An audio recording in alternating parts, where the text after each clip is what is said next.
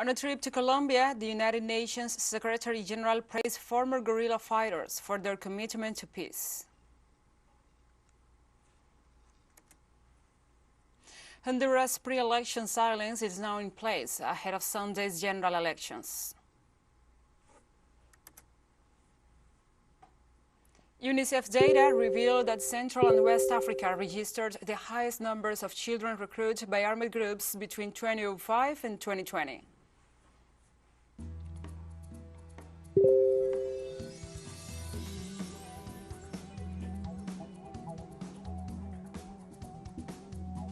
From the headquarters of TeleSUR English in Havana, Cuba, this is From the South.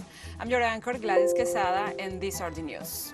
UN Secretary General Antonio Guterres acknowledged Tuesday that peace in Colombia faces enemies and expressed solidarity with the victims of the violence that followed the historic peace agreement reached 5 years ago between the Colombian government and the Revolutionary Armed Forces of Colombia People's Army.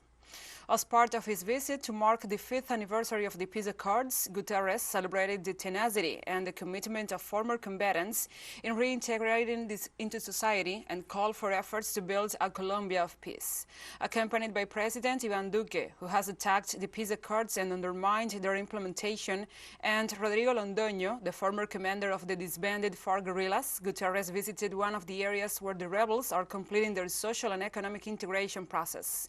The UN Secretary General also expressed solidarity with the victims of violence against ex-combatant, social and indigenous leaders, frequent targets of state-sponsored paramilitary groups that continue to operate in the country.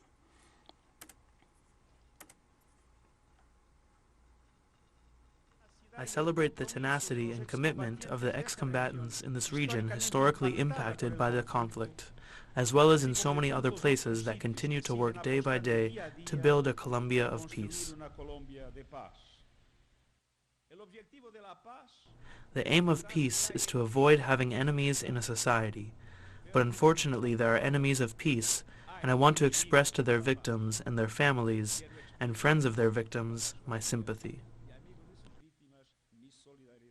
This is the road we Colombians have to travel. We understand that there are obstacles, that it was a very long conflict, that generated, I repeat, very deep wounds, and that there have been many misunderstandings, and that unfortunately they tried to generate matrices that went against the spirit and the letter of what was agreed between the former FARC and the Colombian state. 5 years after the peace agreements following the talks hosted by Havana, violence continues to haunt Colombia. Some 293 former combatants of the FARC, which has since transformed itself into a political party, have been killed since the signing of the accords. The country is currently experiencing its most violent period in years. According to the Institute for Development and Peace Studies in the past, there are 90 armed groups with some 10,000 members active in Colombia.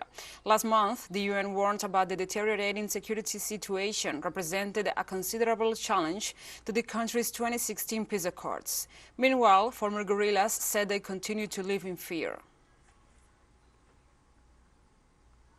Many of the men and women who are now signatories of the peace agreement, carrying out activities in the territories, have been declared military targets by one group or another.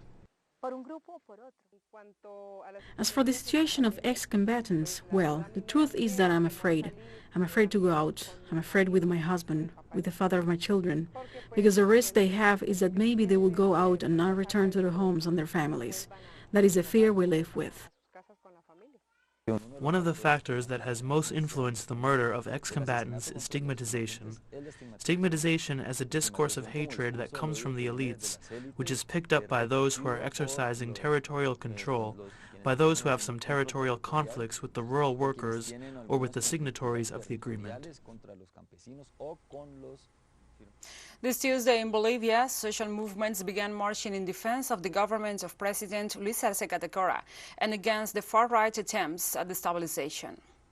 The march departed from Caracollo in the department of Oruro towards the city of La Paz, a journey of 200 kilometers in defense of the process of change led by the movement towards socialism.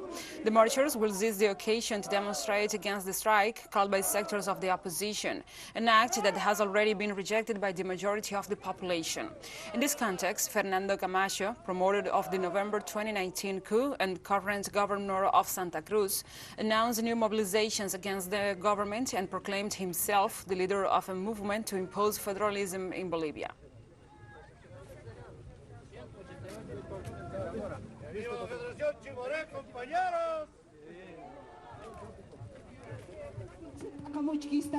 And the former head of state and indigenous leader Evo Morales accompanied the rally that kick-started the march. Morales took to Twitter to write, "The people united in their organizations and social movements from the countryside and the city began this Tuesday 23rd the march for the homeland to defend our democracy and democratic government headed by the brother Luis Arce in the face of the internal conspiracy of the Bolivian right wing."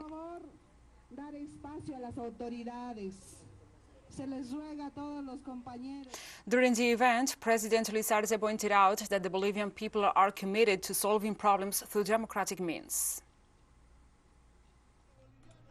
The Bolivian people, sisters and brothers, have meant to solve problems, to solve differences in democracy with votes, and now, sisters and brothers, those who have lost at the ballots, those who have not had the ability to generate a majority, want to earn it some other way. That is why the Bolivian people marched today to vindicate and to tell you that the bet of the Bolivian people is for democracy, sisters and brothers. Former president of Bolivia and the leader of the movement towards socialism, Evo Morales, denounced that the far right is seeking to promote a return to the colonial state and privatize the country's natural resources. They want the plurinational state. They want to return to the colonial state. And they accuse us when the humble, the poor people, the brothers of the social movements win the election. Because we all organize ourselves to win the elections, they call us dictatorship, tyranny. But when the right wing wins, that is democracy for them. They plan a coup d'etat, it is democracy. But when they get to the government, what for? To privatize natural resources, that is not democracy. It is an attack against collective rights. In Chile, the Chamber of Deputies approved this Tuesday the bill that allows equal marriage. The National Congress informed that with 101 votes in favor, 30 against, and 2 abstentions, the deputies approved the bill of law regulating same-sex marriage. The initiative that was supported by almost the entire opposition went to the Senate to complete its last procedure, and if it is endorsed in that instance, it will be ready to be promulgated by the President of the Republic.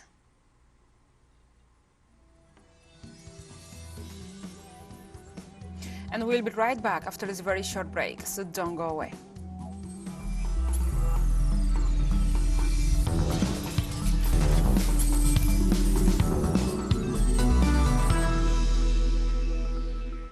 Welcome back to From the South. Honduras' pre-election silence is now in place ahead of Sunday's general elections. The candidates for the presidency, the National Congress, and the Central American Parliament are forbidden from conducting campaign activities from this point forwards. In this regard, the National Electoral Council reported that the electoral schedule is being complied with and explained the measures that will be put in place at the polls to prevent the spread of COVID-19. UN Commissioner for Honduras, Alice Shackelford, insisted on the need to maintain the peace in a country that has registered 31 politically motivated assassinations and more than 65 attacks as part of the current election campaign.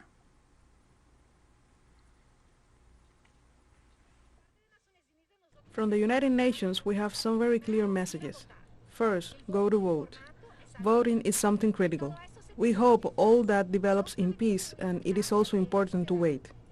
In the evening, when the ballot box closes, it is important that political actors, political leaders wait for the results to come out, because that is also important to manage the possible conflicts that may arise. But it is very, very important to keep calm, to be in peace, not only to vote, but also in the hour after, to wait quietly for the results, so that the process gets to an end in the best possible way.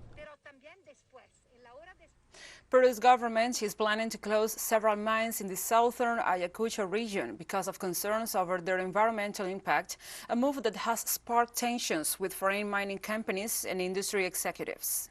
Peruvian Prime Minister Mirta Vázquez met with the executives from the industry to discuss the plans for the closures of several mines. Peru is the world's second largest producer of copper, an industry that is dominated by foreign companies.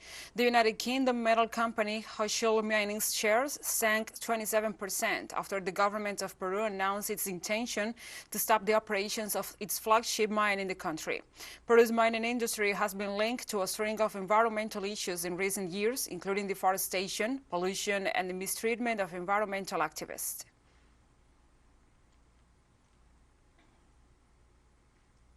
Today we have a very important and interesting meeting with the National Society of Mining and Petroleum. We discussed with them several aspects, and above all, we have represented our point of view. On our part, we have expressed all of our will, as we have been repeating, to respect the legal security, the private investments, that we will not engage in any kind of unilateralism, because that is out of the question, but at the same time, also our position to take into account and support the demands of the people. So this dialogue has been quite fruitful. Now we move on to other topics. On Tuesday, Moscow declared that 10 United States strategic bombers tested a nuclear attack against Russia. Russian Defense Minister Sergei Shoigu stated that the fact was generated during the U.S. military exercises Global Thunder.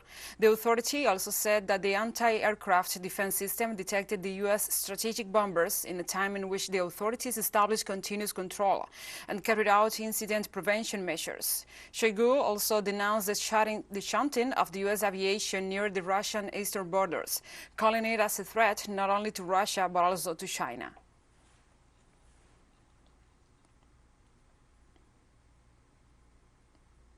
Top generals from Russia and the United States spoke over the phone on Tuesday, as reported by Russia's defense ministry. The talks come amid heightened tensions as the U.S. and the NATO continue the policy of military encirclement of Russia while providing arms and support to neighboring Ukraine, fueling the conflict in the border area. The ministry said in a statement that Chief of Russian General Staff Valery Gerasimov and the Chairman of the U.S. Joint Chiefs of Staff, Mark Milley, discussed current questions of international security. A statement from the Pentagon confirmed the call and said they discussed security-related issues of concern.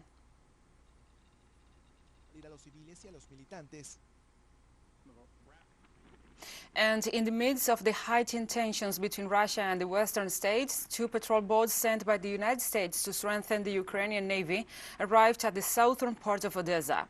The 2 island-class patrol boats form part of Washington's security aid package to Ukraine. The move comes as Western powers continue to conduct acts of provocation in the Black Sea. On Tuesday, Russian President Vladimir Putin's spokesperson said the Kremlin was concerned about Ukraine might be getting ready for an offensive in the east.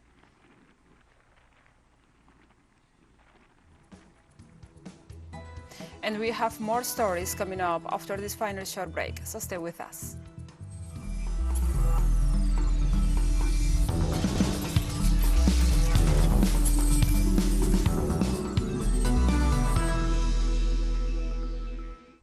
Welcome back to From the South.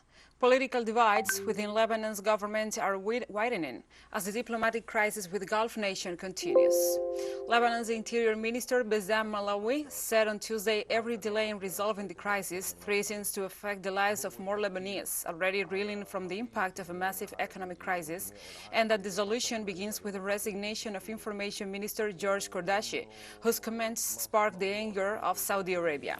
Saudi Arabia withdrew its ambassador from Lebanon and demanded the Lebanese envoy to leave following televised comments by Kordashi last month, in which he said the war in Yemen was futile and described it as an aggression by the Saudi-led coalition. Bahrain, the United Arab Emirates, and Kuwait followed Saudi Arabia, recalling their ambassadors. Kordashi recorded the comments weeks before he was named minister and has refused to apologize or step down, despite appeals from many, including the Prime Minister.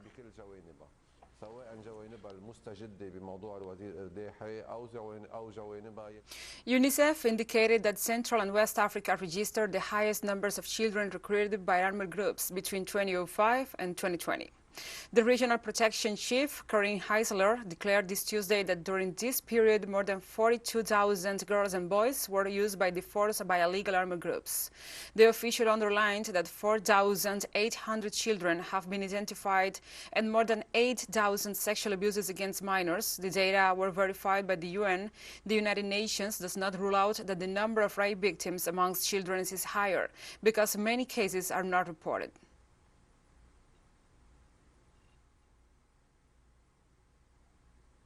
South African President Cyril Ramaphosa welcomed his Kenyan counterpart Uhuru Kenyatta, who is on a two-day state visit to South Africa. Kenya is one of South Africa's largest trading partners in Africa, outside the 15-nation Southern African Development Community. Official statistics show that South Africa exported about $500 million worth of goods to Kenya in 2020, compared to imports from about $22 million. Meanwhile, more than 60 South African companies are operating in Kenya. As part of this tour of the country, Kenyatta is expected to visit the Aspen Pharmacare, the factory, on Wednesday to see the production of Johnson & Johnson vaccines there, which are being exported throughout Africa. As part of their talks, the two presidents urged warring parties in Ethiopia to commit to an immediate ceasefire.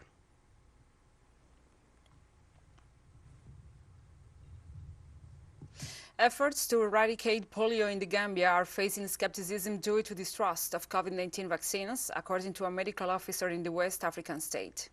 The government launched a polio vaccination campaign after the virus was detected in sewage samples in August. Vaccination teams and social mobilizers are going house to house, to health facilities, to markets, and to border crossings to vaccinate children under 5 years old with 2 drops of oral polio vaccine. Immunization remains a top priority of the Ministry of Health program. All children under 5 years of age must be vaccinated to maintain the country's polio-free status.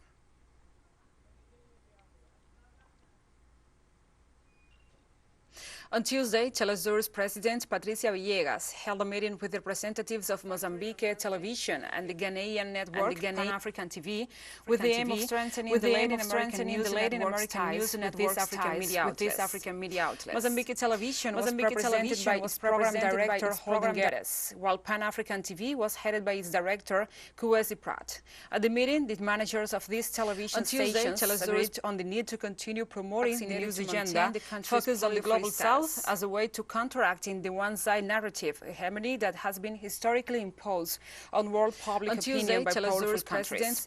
After the talks, a cooperation agreement was signed between TeleSUR and Mozambique Television to exchange bi-regional information as well as technical and professional training of their workers with these African media outlets. Mozambique Television was represented by its program director Holden Guedes, while Pan-African TV was headed by its director Kuwesi Pratt. At the meeting, the managers of these television stations agreed on the need to continue promoting the news agenda focused on the global South as a way to counteracting the one-side narrative